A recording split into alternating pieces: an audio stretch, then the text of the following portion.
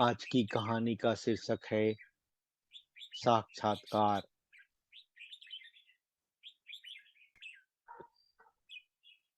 बड़ी दौड़ धूप के बाद मैं आज एक ऑफिस में पहुंचा।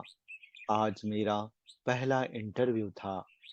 घर से निकलते हुए मैं सोच रहा था, काश इंटरव्यू में आज कामयाब हो गया तो अपने पुश्तैनी मकान को अलविदा कहकर यहीं शहर में सेटल हो जाऊंगा। मम्मी पापा की रोज की चिक चिक मगजमारी से छुटकारा मिल जाएगा।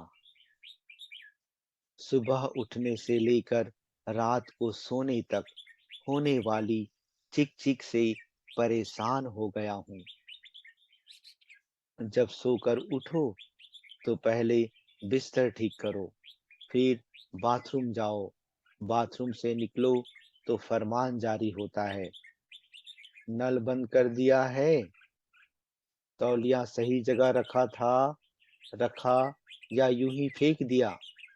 नाश्ता करके घर से निकलो तो डांट पड़ती है, पंखा बंद किया या चल रहा है। क्या क्या सुने यार।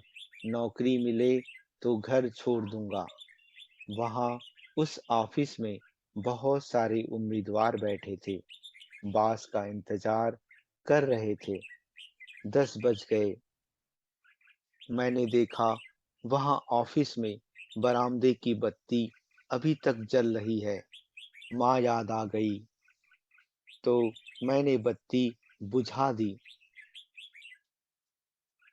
ऑफिस में रखे वाटर कूलर से पानी टपक रहा था। पापा की डांट याद आ गई तो पानी बंद कर दिया। बोर्ड पर लिखा था, इंटरव्यू दूसरे मंजिल पर होगा। सीढ़ी की लाइट भी जल रही थी। बंद करके आगे बढ़ा तो एक कुर्सी रास्ते में थी। उसे हटाकर ऊपर गया।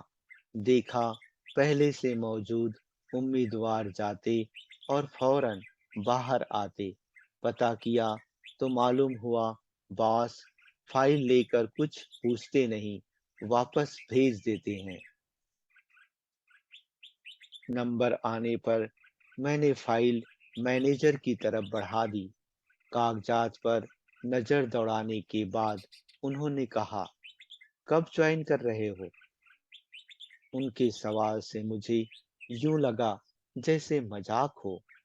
वो मेरा चेहरा देखकर कहने लगे, ये मजाक नहीं, हकीकत है।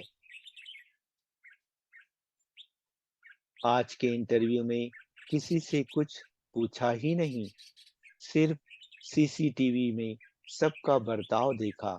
सब आए लेकिन किसी ने नल या लाइट बंद नहीं किया। धन्य है तुम्हारे माँ बाप, जिन्होंने तुम्हारी इतनी अच्छी परवरिश की और अच्छे संस्कार दिए। जिस इंसान के पास आत्म अनुशासन, सेल्फ डिसिप्लिन नहीं, वो चाहे कितना भी होशियार और चालाक हो, मैनेजमेंट और जिंदगी की दौड़ धूप में कामयाब नहीं हो सकता।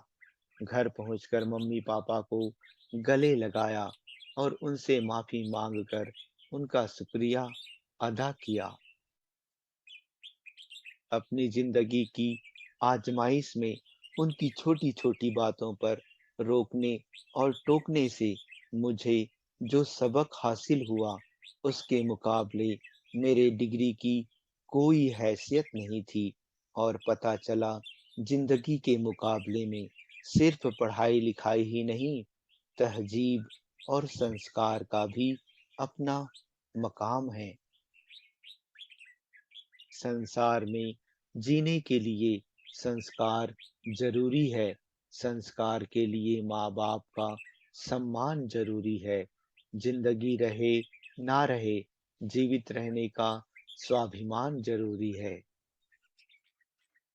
अच्छा दोस्तों, धन्यवाद।